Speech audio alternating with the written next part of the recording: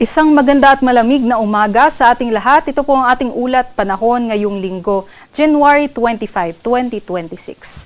Ngayong araw nga po, binabantayan pa rin po natin itong si dating Bagyong Ada na low pressure area na lamang 765 kilometers sa silangan ng General Santos City at ngayon nga po ay hindi naman natin inaasahan na mag-redevelop pa ito bilang isang bagyo muli at nakapaloob po ito sa ating shear line kung tinatawag o yung linya kung saan nagbabanggaan yung hanging amihan at yung easterlies. Ito nga po yung nakikita natin sa ating satellite imagery bilang mga makakapal na kaulapan na ngayon ay nakakaapekto sa silangang bahagi ng Mindanao, dulot nga po yan ng shearland. But for the rest of the country naman, inaasahan pa rin po natin yung malamig na hanging amihan.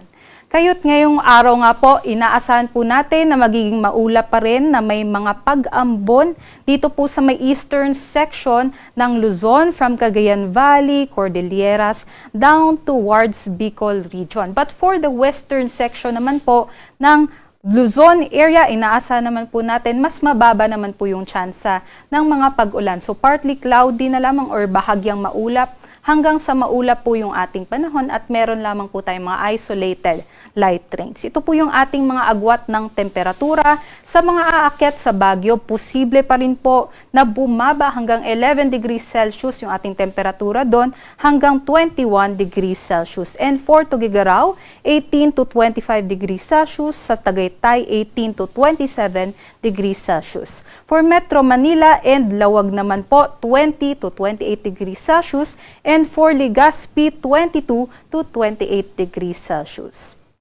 Sa may Visayas and Mindanao, especially sa may eastern section po, dito ay inaasahan po natin mataas po yung tsansa ng katamtaman hanggang sa malalakas na mga pag-ulan. Dulot po yan ng shear line dito po sa eastern Visayas, down towards Caraga, some parts din po ng northern Mindanao, sa may Sorsogon and sa may Davao region. So mag-ingat po yung ating mga kababayan dahil posible pa rin po yung mga pagbaha at pagguho ng lupa dulot po nung shear line. For the rest of Visayas naman and Palawan, inaasahan pa rin po natin yung bugso ng amihan dyan. So magiging maulap po for the rest of Visayas and parts of northern Mindanao. And for Palawan and dito po sa may Barm and Zamboanga Peninsula, inaasahan naman po natin yung generally fair weather conditions at may mahihina lamang at paminsan-minsang mga pag-ambon. Ito po yung ating mga agwat ng temperatura. For Kalayaan Islands and Tacloban, 22 to 29 degrees Celsius. Iloilo, 23 to 29 degrees Celsius. Cebu and Cagayan de Oro, 24 to 29 degrees Celsius. Puerto Princesa, 22 to 30 degrees Celsius. At sa may Davao po, 23 to 32 degrees Celsius. And sa Zamboanga, 22 to 33 degrees Celsius.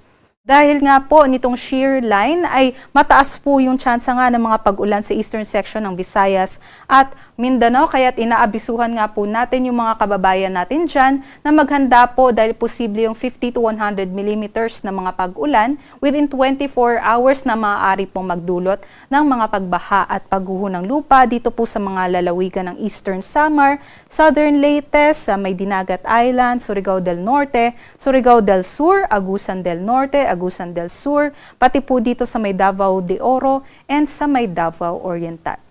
At para po sa ating sea condition, may nakataas pa rin po tayo na gale warning dito po sa eastern seaboard ng Mindanao, sa Dinagat Islands and Surigao del Norte, dulot ng amihan. Matataas pa rin po yung ating pag-alon, bawal po magliyag yung ating mga kababayan. And for the rest of our seaboards naman, ay mataas pa rin po or katamtaman hanggang maalon yung ating inaasahan, kaya't doble ingat pa rin po sa ating mga kababayang manlalayag. At for the next 4 days naman po, inaasahan natin magpapatuloy yung epekto nitong shear line. Sa ating nakikita ay posible pong umakyat yung axis nitong shear line at maaari nga po makaranas ng mga pag-ulan, pagkulog at pagkidlat yung ating mga kababayan sa may Bicol region and also sa may Visayas from Monday hanggang Thursday. Kaya doble ingat nga po sa ating mga kababayan. Dito sa Metro Manila, ang sunrise natin mamayang 6:25 a.m. at yung sunset naman 5:52 p.m.